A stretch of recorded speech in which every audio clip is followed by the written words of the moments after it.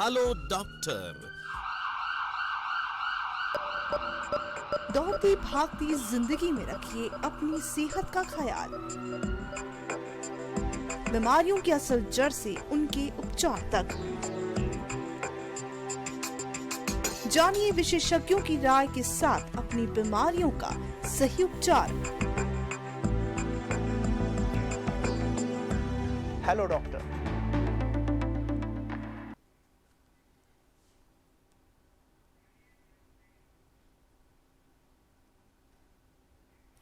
नमस्कार।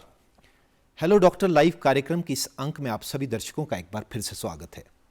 प्रिय दर्शकों, आज इस कार्यक्रम के माध्यम से हम चर्चा करेंगे महिलाओं में स्वास्थ्य संबंधित समस्याएं और उसके समाधान के बारे में।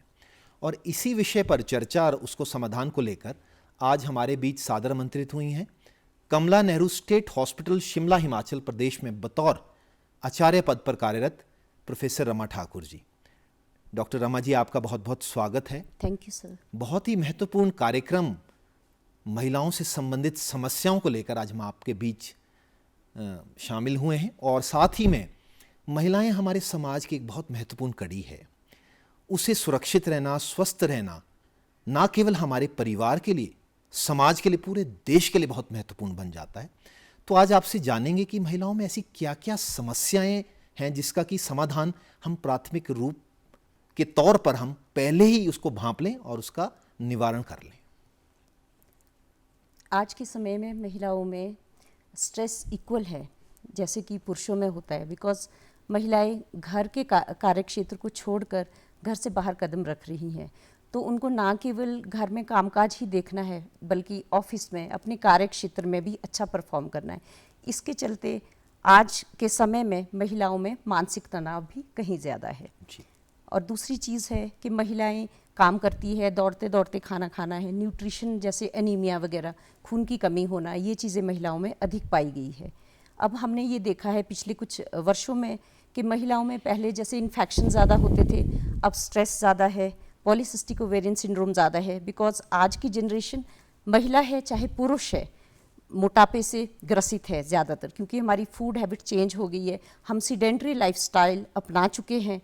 उसकी कोशिश भी जारी है उसको चेंज करने की, ज़्यादा एक्टिव होने की भी लोग कोशिश करते हैं, पर जितना हमने गेन कर लिया है उसकी वजह से डायबिटीज़ की ओर जा रहे हैं, हाइपरटेंशन की ओर जा रहे हैं। ये तो एक जनरल सिनेरियो है जो पुरुषों में भी पाया जाता है, महिलाओं में भी ऐसा हो रहा है।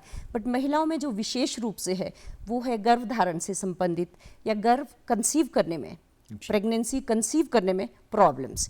ये भी ओबेसिटी से या एंडोक्रिनोपैथी से, वेट रिलेटेड प्रॉब्लम से, मानसिक धर्म की अनियमितताएं हैं, जैसे 2-2, 3-3, 4-4 महीने तक मासिक धर्म नहीं आना। ऐसी समस्याएं टीनेज से शुरू हो करके आगे चल के कंसीव ना कर पाना या पुरुषों की तरह चेहरे पे अधिक बाल उग आना, आगे चल के डायबिटीज़ हो जाना, हाइपरटेंशन हो जाना, तरह तरह के कैंसर्स जैसे बच्चेदानी का एंडोमेट्रियल कैंसर, ओवरी का कैंसर, ये सब चीज़ें, और कोरोनरी आर्टरी डिजीज़, ये चीज़ें भी महिलाओं में पाई जा रही है। और महिलाएं क्योंकि लेट मैरिज करती है, एक ही बच्चा होता है, कई लोग बच्चा करते ही नहीं है या लेट प्रेगनेंसी करते हैं, उस वजह से उनमें गर्भ की रसौलियाँ, जिसको कि हम फाइब्रॉइड कहते हैं, उसका इंसिडेंस भी बढ़ रहा है। उसके चलते भी खून की कमी हो सकती है महिलाओं में। तो चलिए, महिलाओं को सुरक्षित और स्वस्थ रहना, अगर आप पूरे देश का निर्माण करना चाहते हैं तो महिलाएं जो हैं अगर स्वस्थ होगी तभी आपका देश स्वस्थ रहेगा। चलिए, आपने जैसे बखूब बताया कि महिलाओं में बहुत सारी समस्याएं हैं जो कि छुपी हुई हैं। कई किसी कारणवश वो सामने, डॉक्टर के सामने नहीं लाती, अपने परिवार में उसका डिस्क्लोजर नहीं किया जा सकता, कई समस्याएं हैं। तो आपसे चलिए हम जानते हैं, अब युवा पीढ़ी से हम शुरू अगर हम करें तो लगभग 20 वर्षों से ज़्यादा का जो आपका अनुभव है, आप कमला नेहरू हॉस्पिटल में बखूब जो आप सेवाएं प्रदान कर रही हैं, बहुत ही सराहनीय है। आपके अनुभव से हम ये जानना चाहेंगे कि जो हमारी युवा पीढ़ी है, ख़ासतौर पर जो महिलाएं हैं, फीमेल्स हैं, वहीं से शुरू करते हैं।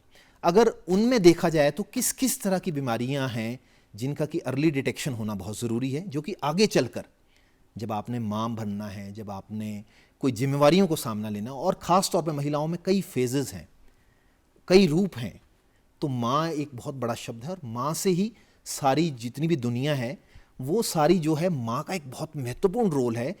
तो आपने जब युवा वर्ग में आपकी जो हमारी महिलाएं हैं, हमारी बेटियां हैं, क्या क्या चीज़ उनको जानना और उनके अभिभावकों को जानना ज़रूरी बन जाता है?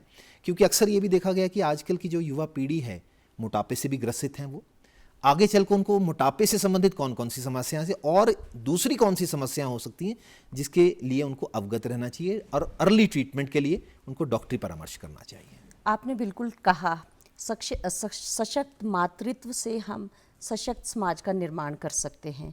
और मातृत्व की जो नींव है वो एक एडोलेसेंट से शुरू होती है, टीनेज से शुरू होती है कि अगर माँ या एक टीनेज लड़की का स्वास्थ्य अच्छा होगा तो आगे चल करके वो मातृत्व की जिम्मेदारियों को तभी संभाल सकती है।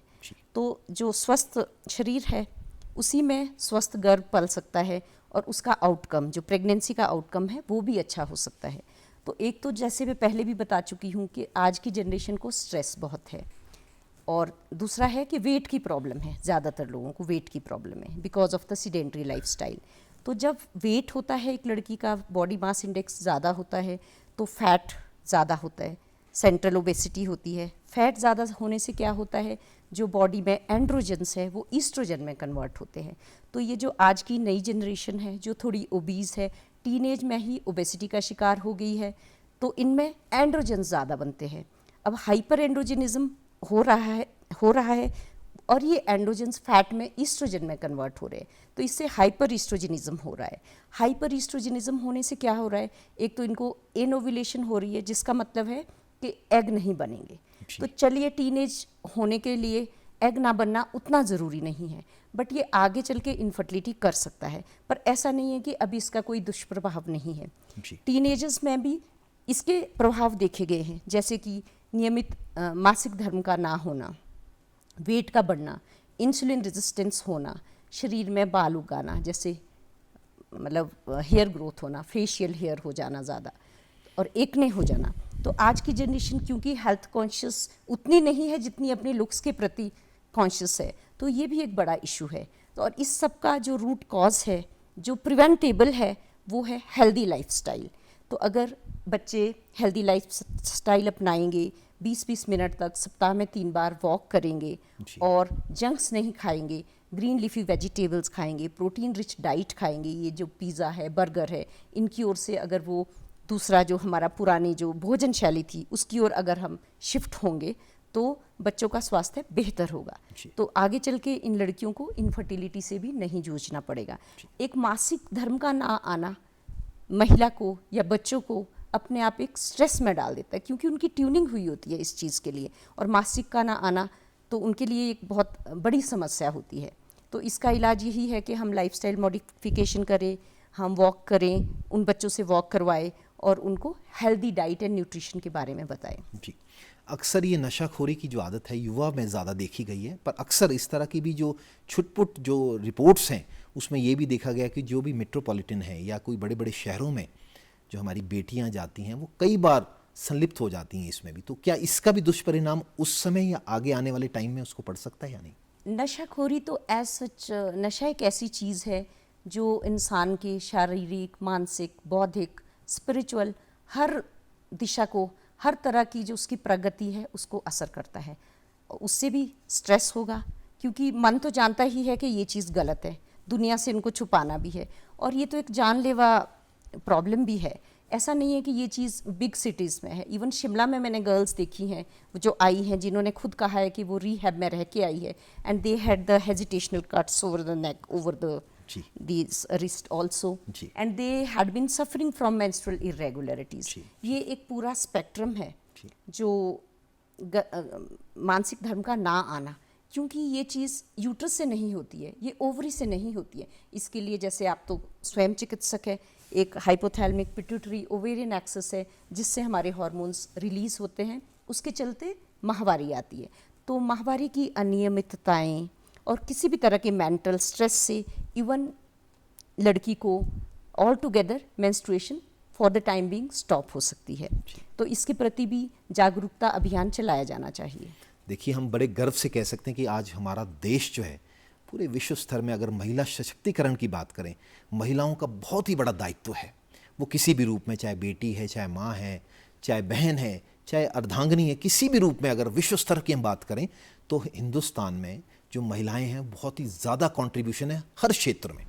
तो अगर वो स्वस्थ रहेंगी, जागरूक रहेंगी, तो हमारा देश और भी ज़्यादा आगे विकसित होकर प्रगति की पथ पर चल सकता है। हाँ जी, चलिए, बहुत खूब बताया आपने कि जो हमारी बेटियां हैं और जो भी युवा पीढ़ी में जो हमारी फीमेल्स हैं, उनको सब ये बातों का ध्यान रखना बहुत ज़रूरी है, क्योंकि वो आगे जाने वाला जो दायित्व है, माँ का दायित्व है, और साथ में उसके साथ और भी परिवार जितनी का भी। जिम्मेवारियां हैं उसको तभी कोप अप कर सकती हैं जब उनका शारीरिक जो उनका स्वास्थ्य है जो सशक्त रहेगा, तभी वो पूरे परिवार को, समाज को सशक्त रख सकती हैं।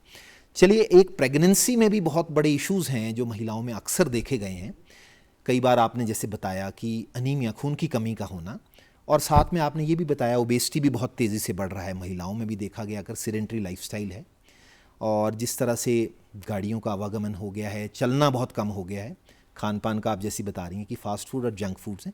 चलो, कभी कभार तो वो जायज़ है कि कभी कभार आप टेस्ट के लिए फॉर अ चेंज ले सकते हैं, पर रूटीन में इस चेंज से अपने आप को पीछे करें, और जो साधारण जो भोजन और संपूर्ण बैलेंस डाइट जिसमें कि फल फ्रूट सब्जियां, व्यायाम, पानी का पीना, अच्छी नींद लेना, मानसिक तनाव से दूर रहना, तो शारीरिक जो आपका विकास है वो भी ज़्यादा अच्छी तरह होता है। महिलाओं में अक्सर देखा गया है कि जब भी महिलाएं गर्भ धारण करती हैं तो उनमें डॉक्टर उनकी पुष्टि करता है कि पहले कभी वो ब्लड प्रेशर की शिकायत नहीं देखी गई, और जैसे ही वो हॉस्पिटल में आती तो कई बार कोइंसिडेंटली उनको एक्सीडेंटल फाइंडिंग ब्लड प्रेशर ज़्यादा की मिलती है। तो क्या हाइपरटेंशन जो ये महिलाओं में प्रेगनेंसी में होता है, इसको कैसे डिटेक्ट किया जाए, इसके क्या प्रमुख लक्षण होते हैं, इसमें किस दौरान आपको डॉक्टरी परामर्श लेना ज़रूरी है, और अपने जो 3 ट्राइमेस्टर में डिवाइड करती हैं उन ट्राइमेस्टर की कैसे कैसे देखभाल की जाए? अच्छा, हाइपरटेंशन प्रेगनेंसी में काफ़ी कॉमन है, पहले से इसके आंकड़े बढ़ गए हैं। अदरवाइज ग्लोबली देखा जाए तो 10% प्रेग्नेंट पॉपुलेशन हाइपरटेंसिव है। जैसे कि बीएमआई बढ़ रहा है, वेट बढ़ रहा है, सीडेंटरी लाइफस्टाइल है, तो हाइपरटेंशन का इंसिडेंस भी बढ़ रहा है। ये ज़रूरी नहीं कि पेशेंट अगर प्रेगनेंसी में हाइपरटेंशन के साथ आया है या हमें उसका ब्लड प्रेशर ज़्यादा मिला है, तो ये ज़रूरी नहीं है कि उसको पहली बार प्रेगनेंसी में ही ब्लड प्रेशर हुआ है। तो हो सकता है वो एक क्रोनिक हाइपरटेंसिव पेशेंट रही हो और उसने पहले चेकअप ना कराया हो, क्योंकि ज़रूरी नहीं कि एक महिला अपने स्वास्थ्य के प्रति जागरूक रहती हो, पर एक माँ अपने बच्चे के स्वास्थ्य के प्रति ज़रूर जागरूक रहती है। तो प्रेगनेंसी में हेल्थ सीकिंग बिहेवियर मरीज़ों का है ही। तो अगर ऐसा पेशेंट हमारे पास पहले 20 हफ्ते के शुरू में आता है, मीन्स फर्स्ट 20 वीक्स में आता है, तो हम ज़्यादातर यही समझते हैं कि ये क्रोनिक हाइपरटेंशन है, क्योंकि जो प्रेगनेंसी इंड्यूस्ड हाइपरटेंशन होता है, जिसको हम ऐसे डिफाइन करते हैं कि it is a hypertension as a consequence of pregnancy, वो मोस्टली 20 कंप्लीटेड वीक्स के बाद आती है जी। तो पर वो हम तभी कह सकते हैं अगर हमारे पास बिफोर प्रेगनेंसी के नॉर्मल ब्लड प्रेशर के रिकॉर्ड्स हैं। तो दूसरा तरीका हमारे पास होगा कि जब पेशेंट का बच्चा डिलीवर हो जाएगा और वो पोस्टमार्टम पीरियड में जाएगी और उसके 3 महीने बाद भी अगर उसका ब्लड प्रेशर ज़्यादा है तो it is a case of chronic hypertension. 12 weeks postmortem अगर उसका ब्लड प्रेशर नॉर्मलाइज हो जाता है तो इसका मतलब है कि उस महिला को प्रेगनेंसी इंड्यूस्ड हाइपरटेंशन ही थी। जहाँ तक आपने कहा कि इसके लक्षण क्या है, तो हम लक्षणों से शुरुआत करते हैं। लक्षण है कि वेट थोड़ा ज़्यादा बढ़ना। प्रेगनेंसी में यूजुअली 4 पाउंड्स वेट बढ़ना चाहिए in later part of pregnancy, later half, that should be in a period of 1 week. अगर इससे ज़्यादा वेट है, पेशेंट खुद भी कई बार बताती है कि मेरा वेट ज़्यादा बढ़ रहा है, मैं थोड़ी ब्लोटेड हो गई हूँ और पैरों में सोजिश है, और ये सोजिश एंकल के अराउंड है और सुबह के टाइम ज़्यादा है। क्योंकि अगर फिजियोलॉजिकल इडीमा है प्रेगनेंसी का, जो कि फिजियोलॉजिकल है यानी कि नॉर्मल है, वो जो ग्रेविड यूट्रस है, प्रेग्नेंट यूट्रस है, उसका प्रेशर पड़ता है हमारी पेट की वेन्स पे, तो नीचे एडिमा होता है। वो जो नॉर्मल है वो 12 आवर्स रेस्ट के बाद रिग्रेस हो जाता है, डिसअपियर हो जाता है। जो हाइपरटेंशन वाला एडिमा है वो सुबह में भी मिलेगा, although she had taken rest through out the night, but that oedema is persisting. And second thing is that patient ये कहेगी कि मुझे रिंग्स टाइट हो गई, क्योंकि उसको फ्लूइड एक्यूमुलेशन हो रही है। और हो सकता है उनको सिर दर्द एक लक्षण हो और धड़कन ज़्यादा तेज़ हो, और कई बार तो पेट पे भी एडिमा पेशेंट बताते हैं कि पेट में भी स्वेलिंग हो गई है, और बाद में तो वो पूरी बॉडी पे भी आ सकता है। तो लक्षण मेनली ये हैं। सिर दर्द हो सकती है। अगर पेशेंट की ब्लड प्रेशर अनट्रीटेड, अनडिटेक्टेड रह जाए और वो आगे चल के मल्टी ऑर्गन्स को इन्वॉल्व कर दे, जिसको हम प्री एक्लेम्सिया कहते हैं, तो पेशेंट को पेट के ऊपरी हिस्से में, राइट साइड में, छाती के नीचे, क्योंकि वहाँ पे लीवर है, लीवर का एक कैप्सूल है, वो स्ट्रेच हो जाता है लीवर एडिमा की वजह से, तो पेशेंट को राइट अपर क्वाड्रेंट पेन भी पेशेंट बताता है। और अगर उससे भी ज़्यादा हो गया तो पेशेंट को विजुअल डिस्टर्बेंसेस शुरू हो जाएंगे, उसको लगेगा कि उसको ब्लरिंग हो रही है। कई मरीज़ बोलते हैं कि जब मैं लिफ्ट से आ रही थी तो मुझे अंधापन हो गया था, या कलर्ड हैलोज हो सकते हैं। विजुअल फील्ड में थोड़े स्पॉट्स हो सकते हैं कि कहीं कहीं उनको दिख नहीं रहा, जिनको मेडिकल लैंग्वेज में हम स्कोटोमास बोलते हैं। तो ये सारे इसलिए है क्योंकि इसका मतलब अब एक सीरियस सिचुएशन पे हाइपरटेंशन पहुंच गई है, चाहे बीपी लेवल उतना ज़्यादा नहीं है, बट नाउ दिस डिजीज़ और this pathology has included the CNS। अब सेरिब्रल इडीमा हो गया है, तो पोस्टीरियर जो हमारा ब्रेन का हिस्सा है, जिसको हम ऑक्सीपिटल लोब कहते हैं, क्योंकि वहाँ पे ही जैसे मेडिसिन में है कि प्रेस होता है, तो वहाँ से ही ये सिम्टम्स शुरू होंगे, पर बाद में ये पैराइटल लोब में, फ्रंटल लोब में, ब्रेन स्टेम में हर जगह आ जाएंगे और इरिवर्सिबल स्टेज में पेशेंट चला जाएगा। तो मेनली ये वार्निंग साइंस ये है कि पेशेंट को अगर अपर क्वाड्रेंट पेन है, नोजिया है, वॉमिटिंग है, विजुअल डिस्टर्बेंसेस हैं, तो ये काफ़ी सीरियस चीज़ें हैं। ऐसे में तो पेशेंट को एडमिट ही होना है, वो भी बेटर है कि डिस्ट्रिक्ट हॉस्पिटल या टर्शियरी केयर हॉस्पिटल में हो, क्योंकि पेशेंट कभी भी मल्टी ऑर्गन डिसफंक्शन या बहुत सारे अंगों का साथ साथ में फेल होना या खून न जमना, जिसको हम DIC कहते हैं, तो इसकी मोर्टेलिटी बहुत ज़्यादा है, मॉर्बिडिटी बहुत ज़्यादा है, फीटल लॉस भी बहुत ज़्यादा है। तो आइडियली जहाँ पे ICU फैसिलिटीज़ है, एनेस्थेटिस्ट है, ऑब्स्टेटिशियन है, क्रिटिकल केयर मेडिसिन के स्पेशलिस्ट है, नियोनेटोलॉजिस्ट है, ऐसे पेशेंट को उन अस्पतालों में दाखिल होना चाहिए। तो चलिए, आपने बखूब बताया कि इतनी ज़्यादा कॉम्प्लिकेशन हो सकती है उच्च रक्तचाप की, अनकंट्रोल्ड ब्लड प्रेशर की, जो कि अक्सर प्रेगनेंसी में देखा गया है। तो क्यों ना हम अपनी आवाम को जागरूक के बारे में थोड़े से टिप्स दें। तो आप क्या कहना चाहेंगी, अगर जो फर्स्ट से आपके जो लास्ट ट्राइमेस्टर है, कितने कितने अंतराल के बाद जो एक महिला को अपना ब्लड प्रेशर चेक कराना अनिवार्य बनता है, और ब्लड प्रेशर ना हो उसके लिए किस तरह का खान पान आवश्यक बन जाता है? ब्लड प्रेशर ना हो या प्री एक्लेम्सिया ना हो, इसके लिए हम एज सच डाइटरी एडवाइस या डाइटरी चेंज से ये चेंज नहीं हो सकता। नहीं हो सकता। इसमें मेनली अगर हम प्री कंसेप्शनली देखें तो ये है कि हम प्रेगनेंसी को अच्छी BMI के साथ स्टार्ट करें, नॉर्मल वेट हो हमारा जब प्रेगनेंसी हो रही है, और प्री प्रेगनेंसी में हम ब्लड प्रेशर दिखाएं, ताकि हमें पता चले कि अगर कल को ब्लड प्रेशर बढ़ता है तो वो as a consequence of pregnancy है या क्रोनिक हाइपरटेंशन है। क्योंकि जो क्रोनिक हाइपरटेंसिव पेशेंट्स होते हैं, they are accustomed to elevation of blood pressure, so they will tolerate the further elevation better as compared to a hypertension as a consequence of pregnancy। तो एक तो ये चीज़ है। दूसरा ये है कि इसके लिए प्रिवेंटिव स्ट्रेटजीज़ पे बहुत काम हुआ है। अभी तक तो पिछले कुछ दशकों पहले इसकी हमें इटियोलॉजी भी अच्छे से पता नहीं थी, इटियोपैथोजेनेसिस क्या है। अभी भी थ्योरीज़ है कि क्यों होता है ब्लड प्रेशर, इसके लिए हम थ्योरीज़ ही पढ़ रहे हैं, पर जो प्रिवेंशन है उसमें है कि हम अगर पेशेंट को कैल्शियम 2 ग्राम देंगे जी, डेली लेंगे तो प्री एक्लेम्सिया प्रिवेंट होगा। और इकोस्प्रिन या एस्पिरिन पे बहुत सारे ट्रायल्स हुए हैं।